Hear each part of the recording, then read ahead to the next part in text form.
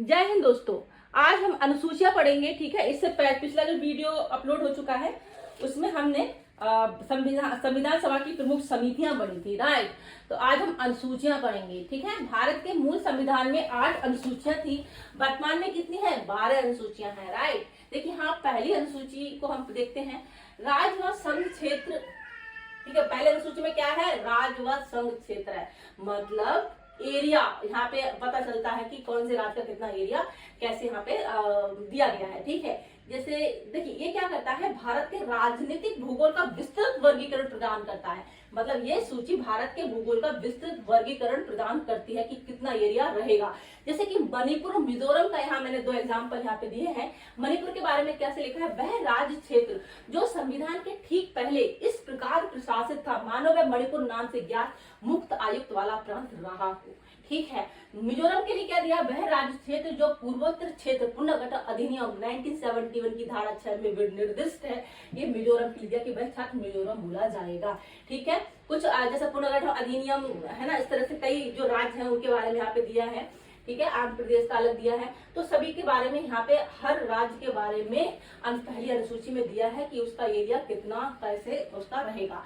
ठीक है, ये भारत के राजनीतिक भूगोल का विस्तृत वर्गीकरण प्रदान करता है। ध्यान रखिएगा, पहली अनुसूची राज्य व संघ क्षेत्र। ठीक है, दूसरी अनुसूची भारतीय संघ के पदाधिकारी को मिलने वाले वेतन, भत्ते तथा पेंशन आदि का उल्लेख मिलता है। ठीक है, दूसरी अनुसूची में क्या है? भारतीय संघ के पदाधिकारियों को मिलने वाला वेतन और भत्ता। ठीक है, जैसे कि हमने यहाँ पे कुछ एग्जाम्पल लिए हैं ताकि आपको एटलीस्ट समझ में आया, वो चीजें याद रहे, है ना। वैसे राष्ट्रपति और राज्यपाल के बारे में उपबंध दिया है। ठीक है, राष्ट्रपति को वेतन 10,000 पर मंथ था स्टार्टिंग में, फिर क्या हुआ? कई संशोधन हुए। लास्ट वाला मैंने संशोधन दिया है जो उनकी सैलरी के लिए हुआ था। राष्ट्रपति उपलब्धियां पेंशन संशोधन अधिनियम 2008। ठीक है, 1.5 लाख रुपए सैलरी किया गया उनका। ठीक है, उससे पहले भी कई हुए हैं। लास्ट वाला मैंने यहाँ पे लिखा है, डायरेक्ट नहीं, इतनी सैलरी होगी उनकी। तो ठीक है, राष्ट्रपति उपलब्धियां पेंशन संशोधन अधिनियम 2008 द्वारा 1.5 लाख रुपए किया गया। तो दूसरी अनुसूची में क्या मिलेगा आपको? उनकी पेंशन, भत्ते, है ना, वेतन आदि किसके? भारतीय संघ के पदाधिकारियों के, राइट। राज्यपाल का वेतन 5,500 से 1,10,000 रुपए कर दिया गया संशोधन अधिनियम 2008 के द्वारा। ठीक है, याद रहेगा दूसरी अनुसूची। ठीक है, आगे बढ़ते हैं। तीसरी अनुसूची भारतीय संघ के कुछ पदाधिकारियों के शपथ और प्रतिज्ञान का प्रारूप है। समझे, प्रारूप क्या? फॉर्मेट दिया है। ठीक है, वो किस तरह से शपथ लेते हैं। जैसे कि मैं आपको बोल के बताती हूँ, जैसे कि संघ के मंत्री के लिए शपथ का प्रारूप क्या है? मैं अमुक ईश्वर की शपथ लेता हूँ कि मैं विधि द्वारा स्थापित भारत के संविधान के प्रति सच्ची श्रद्धा और निष्ठा रखूंगा। इस तरह से उनका कुछ यहाँ पे फॉर्मेट दिया है कि उनको क्या शपथ लेनी है। ये किस में मिलेगा? तीसरी अनुसूची मिलेगा। ध्यान रखिएगा, भारतीय संघ के कुछ पदाधिकारियों की शपथ का प्रतिज्ञान का प्रारूप किस अनुसूची में है? भारत संघ के मंत्री के लिए शपथ का तथा गोपनीयता की शपथ का प्रारूप, जैसे कि प्रधानमंत्री जी हो गए, है ना, वो संघ के मंत्री। ठीक है, संसद के निर्वाचन के लिए अभ्यर्थी द्वारा ली जाने वाली शपथ का भी प्रारूप है। संसद के सदस्य द्वारा ली जाने वाली शपथ या प्रतिज्ञान का प्रारूप भी है। उच्चतम न्यायालय के न्यायाधीश, भारत के नियंत्रण महालेखा परीक्षक द्वारा ली जाने वाली शपथ का प्रारूप भी दिया है। उच्च न्यायालय के न्यायाधीश के लिए भी दिया हुआ है। किसी राज्य के मंत्री के लिए शपथ का प्रारूप दिया है। किसी राज्य के विधानमंडल के लिए निर्वाचन के लिए अभ्यर्थी द्वारा ली जाने वाली शपथ का प्रारूप भी आपको देखने को मिलता है। समझ में आया? तीसरी अनुसूची में क्या है? आपका फॉर्मेट दिया है, तुमको किस तरह से शपथ देनी है। ठीक है, आई थिंक अब आपको याद रहेगा, आप नहीं भूलेंगे ना, पहली, दूसरी, तीसरी अनुसूची नहीं भूलेंगे। ठीक है, चौथी अनुसूची देखते हैं। भारत के राज्यों तथा संघ राज्य क्षेत्र के राज्यसभा में प्रतिनिधित्व का विवरण है। मतलब उनको कितनी सीटें रहेंगी, राज्य क्षेत्र राज्यसभा में प्रतिनिधित्व का विवरण। ठीक है, प्रत्येक राज्य संघ क्षेत्र को उतने ही स्थान आवंटित किए जाएंगे जितने उनके दूसरे स्तंभ में यथास्थिति उस राज्य या उस संघ राज्य क्षेत्र के सामने निर्दिष्ट है। मतलब एक टेबल दी गई है, उतने ही स्थान रहेंगे। तो उड़ीसा के सामने क्या दिया है? 10 दिया है। राजस्थान के सामने 6 दिया है।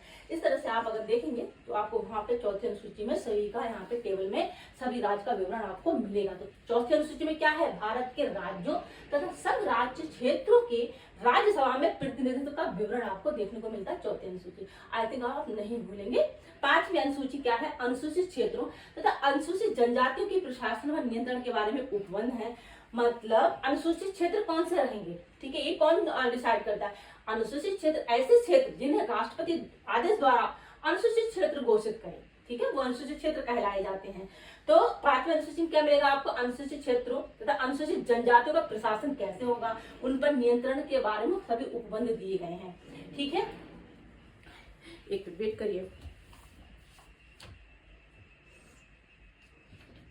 जैसे कि अनुसूचित क्षेत्रों पे जो प्रशासन व नियंत्रण के लिए क्या रहेगा, जनजाति सलाहकार परिषद रहेगी। ऐसे प्रत्येक राज्य में जिसमें अनुसूचित क्षेत्र है और यदि राष्ट्रपति ऐसा निर्देश दे तो किसी ऐसे राज्य में भी जिसमें अनुसूचित जनजातियां हैं, किसी अनुसूचित क्षेत्र नहीं है, एक जनजाति सलाहकार परिषद स्थापित की जाएगी जो 20 से अनाधिक सदस्यों से मिलकर बनेगी, जिसमें यथाशक्त निकटतम 3/4 उस राज्य की विधानसभा में अनुसूचित जनजातियों के प्रतिनिधि होंगे, ठीक है।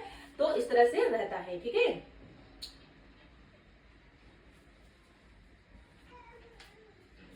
और अनुसूचित क्षेत्र आपको मैंने बता ही दिया है ना, अनुसूचित क्षेत्र राष्ट्रपति आदेश द्वारा अनुसूचित क्षेत्र घोषित करे, ठीक है। तो ये राज्यपाल की मदद से सब किया जाता है, ठीक है।